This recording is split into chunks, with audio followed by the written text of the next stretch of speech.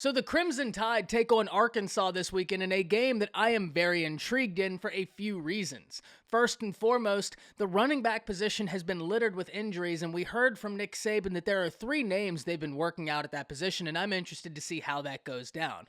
I'm interested in that, the recruits actually there, as well as the schematics that we will see during the game. So we have got a lot to break down. Before we do, as always, y'all know the drill. I want to hear from you.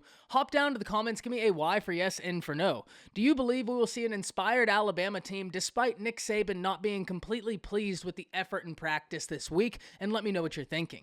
If you are new to the channel, be sure to subscribe, hit that bell notification because I do constant college football content. You don't want to miss any of it. And if you enjoyed this content, be sure to like and comment down below. Those interactions, though they may seem small, are really massive to content creators such as myself in both getting picked up and maintained by the YouTube algorithm. But with all that being said, let's hop into this, and I want to start with the injury news. And we'll start with Jojo Earl, the talented freshman wide receiver that plays slot and is on punt return. Jojo Earl, according to Nick Saban, will be out for about 2 to 3 weeks, and this is fantastic news for Alabama fans. Because if Alabama wins this game, wins against Auburn, and advances to the SEC championship game, an individual such as Jojo Earl and his upside could prove massive in that game. Jojo Earl has shown flashes this year as to why Tide fans all across the nation were so excited to see him take the field. So getting him back could be huge for this Alabama offense. Unfortunately, the same could not be said for Trey Williams, who Nick Saban said is slated to miss the remainder of this season. This right here is a hit because the Alabama running back room has already been just littered with injuries, and this is a talented individual. So we hope the best for Trey Williams on his road to recovery. He'll be able to rest up, get healthy, and show everyone why he was so highly touted and so highly regarded, not only in high school, but why the coaches were talking about him so much during the spring next season. So I'm very excited for him to get to showcase his ability, and I hope he has a healthy and easy recovery. The interesting thing is Nick Saban gave 3 names that they've been working out at the running back position in these talented backs' absence. Demoy Kennedy, the linebacker who also played running back in high school at a very high level, mind you. Christian Leary, the speedster out of Florida who plays slot wide receiver for the Crimson Tide, but his speed could prove to be game-breaking at the running back position. And finally, Slade Bolden, a bit of an intriguing piece, a name that I wasn't expecting to see attributed to the position, but that gets us into the real conversation at hand, the game this weekend against Arkansas, and it has some interesting parallels. Because when we look, Alabama comes into this game with the number 10 overall offense, number 5 overall defense, whereas Arkansas is sitting with the number 34 total offense and number 37 total defense. But more specifically, this game gives us something that I'm always intrigued in. Best versus best. Because the best thing Arkansas does on offense is by far and about their rushing attack. When you look at how Arkansas is able to affect the teams in the passing game, you can pretty much well trace it all back to the rush. And in fact, at a certain point this year, KJ Jefferson had an astronomical average yards per completion due to how effective Arkansas's rush is. They're going to lull you to sleep with the rush and then hit a deep shot over top with a talented wide receiver. And this is something that is going to be key for Alabama to key in on, because Alabama's best thing they do on defense is their rush defense, which comes in at number 4 overall. So we have a number 6 rushing attack going up against the number 4 rush defense. Now, the interesting thing about this is even though the Crimson Tide have a vaunted rush defense, they are going to have to play disciplined in the secondary because the Crimson Tide has the number 34 ranked pass defense in the nation. And as I just said, Arkansas is going to use the rush, whether it's effective or not, to lull the DBs to sleep to try and hit big shots over top. On top of that, KJ Jefferson is a mobile guy himself. So when we're looking at the keys to victory, if we're talking about Alabama's defense against Arkansas's offense, my first key to victory would be discipline.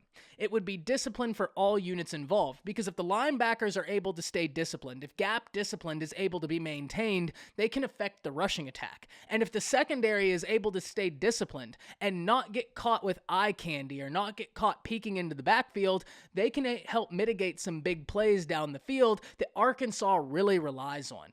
The linebacker position is going to be incredibly key in this game, with KJ Jefferson being a mobile quarterback and Arkansas already relying on the run. You already know Christian Harris and Henry To'oTo'o are in for a day, and there needs to be a big performance out of both of them, because big performances out of them can alleviate pressure on all areas of the defense just based on how Arkansas runs their offense. But as I stated, discipline is going to be the most key thing, because if gap discipline is maintained, if linebacker discipline is maintained, and if secondary discipline is maintained, Alabama has a great shot to really put up a strong defensive performance against a really quality offense for the Arkansas Razorbacks. Outside of that, I'm looking at a name in Will Anderson, and this is a game where Will Anderson has been on an absolute tear. Arkansas has only allowed 19 sacks this season, but when you look at what they're going to be trying to do, I think Will Anderson could have himself a day out there. But now let's talk about the opposite. Let's talk about Arkansas's defense against Alabama's offense, because Alabama's offensive line has not been the offensive line that many of us hoped they would be, or maybe even expected them to be at this point in the season. They're not absent of talent. Evan Neal is having a fantastic year, and for the most part, the left side of the offensive line has been solid, but the right side has continued to struggle. Because of this, there's a matchup we have to watch with Trey Williams, a very talented defender for Arkansas who has 6 sacks this season. Alabama must be able to protect Bryce Young, because if they're able to keep Bryce Young up, we can see Bryce Young continue his conquest of impressive games this season. First and foremost, the rush is going to be paramount to the Crimson Tide. Individuals such as Brian Robinson and Trey Sanders need to have a big day, and for that to happen, the offensive line must block well for them. And if that can happen, if Alabama can start affecting the game with the rush, everything else will open up for Bryce Young in the passing game. Because I think there are matchups that they would love to take advantage of with wide receivers against Arkansas secondary, but they have to be able to hit those shots. They have to be able to protect Bryce Young, and Barry Odom was effective at least slowing down Alabama's offense last season. And in fact, statistically, if I'm not mistaken, I could be wrong on this, but if I'm not mistaken, he was one of the more effective teams last year in slowing down Alabama's offense. Now, at the end of the day, Alabama still put up big points against Arkansas, but that was a historic offense Alabama fielded last year, and Barry Odom did at least have more success than almost everybody else in trying to slow it down. So now when we look at this Alabama offense that is still really effective, but has some areas to which you can take advantage of, I'm really interested to how Barry Odom will do so.